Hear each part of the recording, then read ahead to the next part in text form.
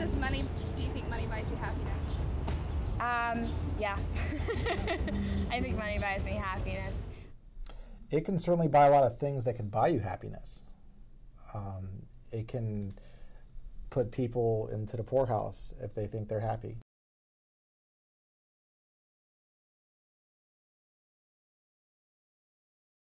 When you find something really great, you try to grab that. I don't know. If I see something right off the bat, I'm going to get it. You know what I mean? If I like it, and even though I might not need it, I'd probably still get it. America has been spending for a very long time now, and suddenly we've reached this halt where spending isn't really what's going to work anymore. One thing is for sure, and that is across the board, every demographic, Americans are in debt to some extent.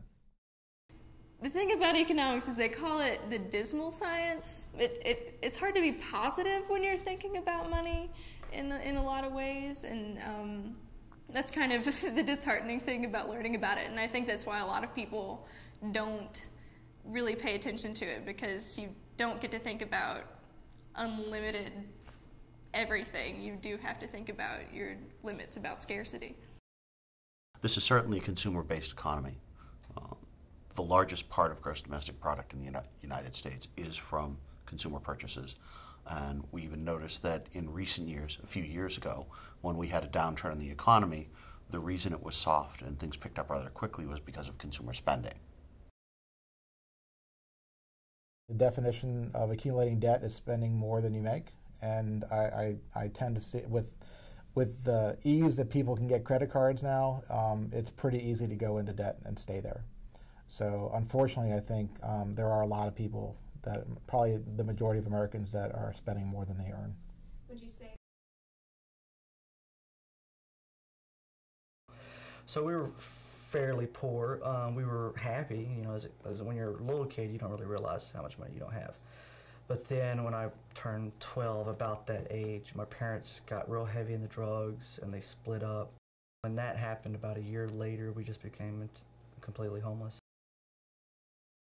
When we first got together, and we both became full-time employed, and we first started to generate income, there was a bliss that came with that experience, and there was an extreme compulsion to buy everything, to live at a standard way above our means, and to experience a life that I think that we both sought after and wanted, and we quickly plummeted ourselves into extreme debt, as much as anybody would give us and as fast as we could buy anything at a store. We would buy it and we would, you know, have nothing to show for it in a few months. You know, we live in a society where instant gratification is important to a lot of people. There's always something that one can buy. There's easy ways to finance it. Until recently, some of those ways were easier than they used to be. And for the most part, a lot of people want things now and they'd rather not wait to get it. Take out the credit card, you put it on the counter for whatever you want to buy, and you buy it, and you give your husband the bill. That's right. And he pays it. Simple. Right? Yes. See? Yes, he said. And then he worries about how to pay for it. Not to worry. You only live once. Really, I don't think a lot of people in general think about the consequences of their spending in a lot of ways. Every time I went into a store, I'd feel like I had to buy this item. Like I had to walk out of the store with a piece of gum, at least, whatever it was. So I actually got really compulsive, where anytime I went to the store, if I didn't have anything, then I was kind of upset. I don't know, could you explain it better? It's hard to think. Michael's been hungry, so there's a lot of security to having a little money in your pocket. And there's a bigger fear than I could ever imagine. And so sometimes you just need to feel like you can when you spend so long with nothing. It used to be decades ago that most people, particularly people at low and middle income levels, would save money for a big purchase. So buying a washing machine, buying a dryer, buying some very valuable and very convenient household item would be the result of maybe several years of saving money and then a big celebration when you make the purchase. On the other hand, now we tend to buy things before we pay for them, especially large items, and then we pay off the debts.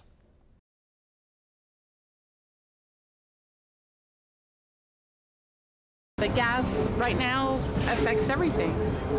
Well, like I said, cutting back on traveling. We usually travel a lot. But I don't know that really we've changed our spending habits other than just being conscious of where we're going with the car. Well, it would be easy to just reel off of gas prices, so that changed our driving habits, or the cost of food, so we, obviously we keep eating. I don't know. In 1970, the typical house in the United States, the average house, was around 1,400 square feet. Yet in 2004, that was over 2,300 square feet. So we're talking about a big increase in purchases in housing. What are we doing with the extra 900 square feet? We're probably filling it with more stuff.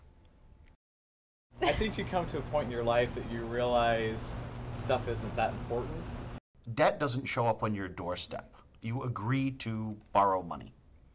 And I think what people need to realize is that they should focus on what they can truly afford to pay back and not borrow money they can't afford to pay back.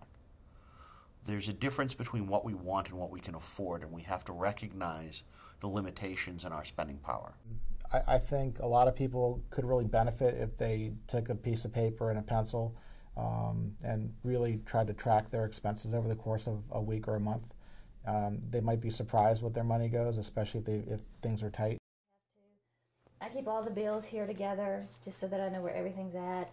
And I can cross-reference, like last year we spent this much, and so if I need to make a change.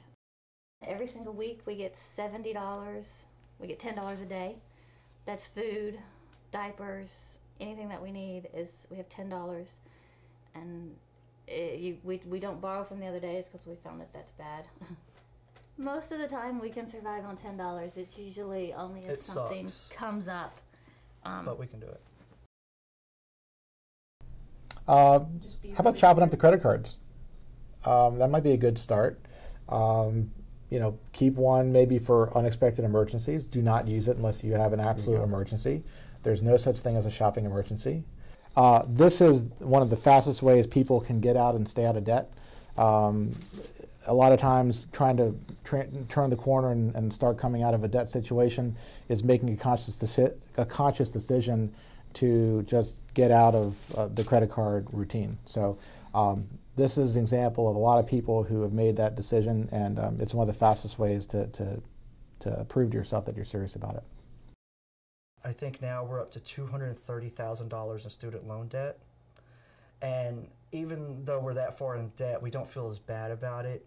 And we don't feel as bad about being poor because we know it's all going to a goal, a specific goal.